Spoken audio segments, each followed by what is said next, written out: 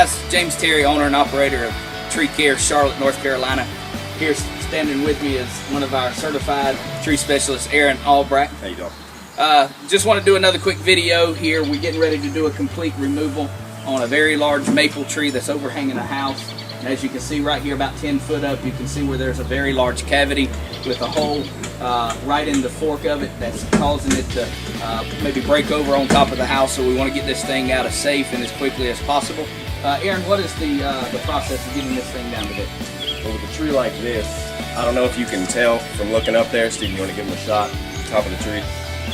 There's a lot of large limbs overhanging the house and not a very big center top, as we call it, to rope off of. So we're really going to have to do it in small pieces. We're going to have to clean out a lot of this smaller stuff just so we can get a better view, and then pretty much take really small chunks of wood off that top, because me myself, I'm going to have to be tied into it as well. So to be as safe as possible, we're going to probably set our pulleys and our ropes in a fashion to where we're not rigging straight up and down. We want to support that top that we're roping off as much as possible. So pretty much, if we're roping limbs way out here and we're roping them down, we don't want a rope that goes directly up and then comes directly down. It's a bad bend radius. So basically, to support that top, we're going to pretty much fashion something of a triangle in our rope. That way, instead of pulling at an angle on the rope whenever it comes off, pulling this way, it's going to be supported like this with the rope coming out to this outer limb right here. That way, whenever that force pulling at this angle, it'll be pretty much counterweighted by this limb that comes out here. That way, we don't have any tops breaking out and pulling me with them. So. All right, as you can tell in some of the previous videos prior to this particular moment, there was a shot of a throw ball being thrown up into a tree along with his rope being pulled up through it.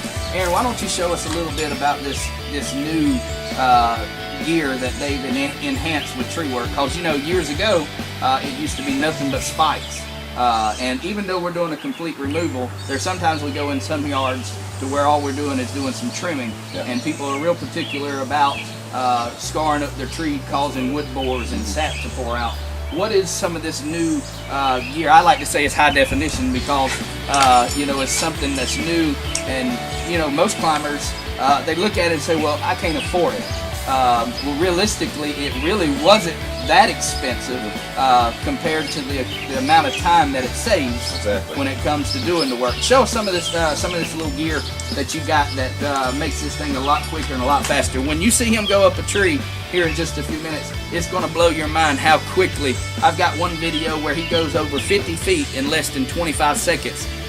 Here it is, he's getting ready, he's got to work his way through this thing, but he's got things on his feet, things in his hands, all kinds of different gadgets that's caused tree work to be a lot easier. Show us some of the stuff that you have, Aaron, that makes it a lot easier for you. Well, the thing is, not even just the speed.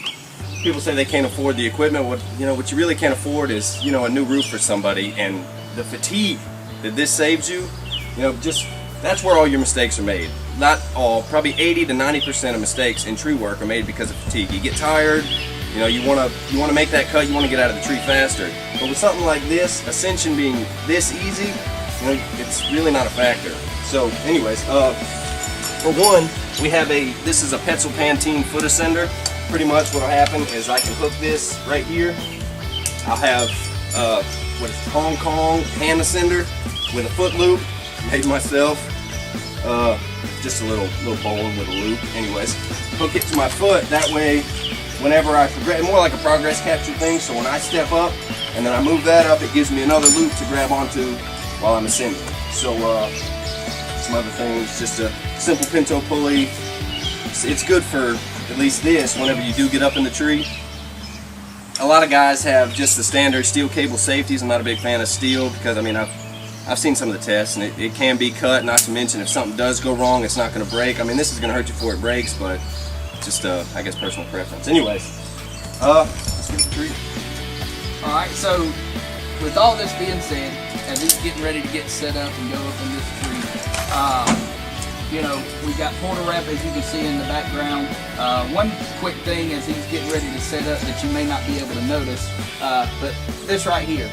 This right here is a big key and has really changed the entire diaphragm of how we do work out here.